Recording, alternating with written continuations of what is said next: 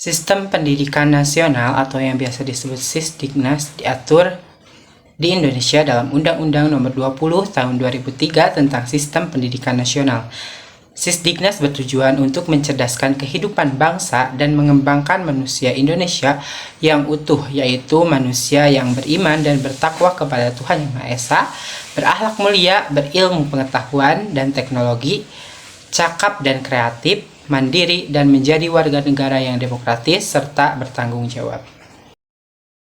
Pancasila memiliki urgensi dalam pendidikan Indonesia dalam beberapa hal. Yang pertama, Pancasila sebagai filsafat pendidikan. Pancasila menjadi landasan filsafat pendidikan nasional yang mengatur tujuan, prinsip, dan nilai-nilai pendidikan. Nilai-nilai seperti gotong royong, keadilan, demokrasi, kesetaraan, dan juga kebinekaan menjadi landasan bagi pendidikan yang berorientasi pada pembentukan karakter bangsa. Yang kedua, Pancasila sebagai ideologi bangsa, di mana sebagai ideologi bangsa, Pancasila menjadi panduan dalam penyelenggaraan pendidikan untuk membentuk generasi penerus yang cinta tanah air, berakhlak mulia, dan juga bertanggung jawab. Yang terakhir, Pancasila sebagai sumber hukum, di mana Pancasila juga menjadi sumber hukum yang mengatur sistem pendidikan di Indonesia, seperti tercantum dalam Undang-Undang Dasar 1945. Kesesuaian sistem pendidikan dengan nilai-nilai Pancasila. Sistem pendidikan di Indonesia berusaha untuk selaras dengan nilai-nilai Pancasila. Hal ini terlihat dari beberapa aspek seperti yang pertama, kurikulum. Kurikulum pendidikan memuat mata pelajaran pendidikan Pancasila dan kewarganegaraan atau PPKN yang bertujuan untuk menanamkan nilai-nilai Pancasila kepada peserta didik. Yang kedua, kegiatan ekstrakurikuler. Berbagai kegiatan ekstrakurikuler seperti pramuka, mendorong penerapan nilai-nilai Pancasila seperti gotong royong, disiplin, dan kepemimpinan. Yang ketiga, penanaman budaya. Penanaman budaya lokal yang selaras dengan nilai-nilai Pancasila seperti menghormati orang tua, menghargai perbedaan, dan menjaga persatuan dan kesatuan. Contoh kesesuaiannya yang pertama seperti mengajarkan budi pekerti, misalnya guru menanamkan nilai-nilai Pancasila seperti kejujuran, tanggung jawab, dan keadilan melalui pembelajaran budi pekerti dan contoh dalam kehidupan sehari-hari. Kemudian ada penerapan gotong royong. Peserta didik ini diajak untuk bergotong royong membersihkan lingkungan sekolah atau membantu masyarakat yang membutuhkan sebagai wujud nilai-nilai Pancasila seperti kerjasama dan kepedulian sosial. Yang selanjutnya ada penyelenggaraan upacara bendera. Nah, upacara bendera secara rutin di sekolah menumbuhkan rasa nasionalisme dan cinta tanah air sesuai dengan nilai-nilai Pancasila.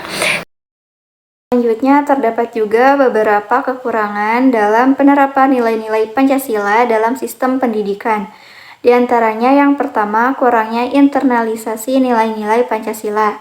Nilai-nilai Pancasila masih diajarkan secara teoritis dan belum sepenuhnya diterapkan dalam kehidupan sehari-hari di sekolah. Yang kedua, kesenjangan kualitas pendidikan. Kualitas pendidikan di Indonesia masih belum merata, sehingga berakibat pada kurangnya pemahaman dan juga penerapan nilai-nilai Pancasila di berbagai daerah. Dan yang terakhir ada pengaruh negatif globalisasi. Globalisasi membawa pengaruh negatif seperti individualisme dan materialisme yang dapat bertentangan dengan nilai-nilai Pancasila. Dalam praktik pendidikan pun terdapat ketidaksesuaian dengan Pancasila. Di antaranya, pertama, perundungan. Perundungan di sekolah menunjukkan kurangnya penerapan nilai-nilai Pancasila seperti toleransi dan saling menghormati. Kedua, kurangnya rasa nasionalisme. Kurangnya rasa nasionalisme pada sebagian generasi muda dapat menjadi indikator lemahnya internalisasi nilai-nilai Pancasila dalam pendidikan. Ketiga, korupsi. Praktik korupsi di lingkungan pendidikan menunjukkan bahwa nilai-nilai Pancasila seperti kejujuran dan keadilan belum sepenuhnya diterapkan. Di samping itu, tentunya masih banyak praktik pendidikan yang tidak sesuai dengan Pancasila. Upaya peningkatan kesesuaian. Untuk yang pertama itu, ada memperkuat internalisasi nilai-nilai Pancasila. perlu dilakukan upaya yang lebih konsisten untuk menanamkan nilai-nilai Pancasila dalam diri peserta didik melalui berbagai metode pembelajaran yang menarik dan efektif. Kemudian selanjutnya yang kedua, ada meningkatkan kualitas pendidikan. Meningkatkan kualitas pendidikan secara merata di seluruh Indonesia dapat membantu meningkatkan pemahaman dan penerapan nilai-nilai Pancasila. Kemudian yang terakhir yaitu yang ketiga, ada menanamkan filterisasi budaya. Perlu dilakukan filterisasi budaya asing yang masuk ke Indonesia agar tidak bertentangan dengan nilai-nilai Pancasila. Sehingga dapat ditarik kesimpulan bahwa sistem pendidikan di Indonesia sudah berusaha untuk selaras dengan nilai-nilai Pancasila.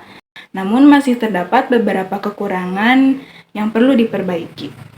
Upaya yang konsisten dan berkelanjutan untuk memperkuat internalisasi nilai-nilai Pancasila, meningkatkan kualitas pendidikan, dan menanamkan filterisasi budaya asing sangat diperlukan untuk mewujudkan sistem pendidikan yang selaras dengan Pancasila dan mencetak generasi muda yang berkarakter mulia dan cinta tanah air.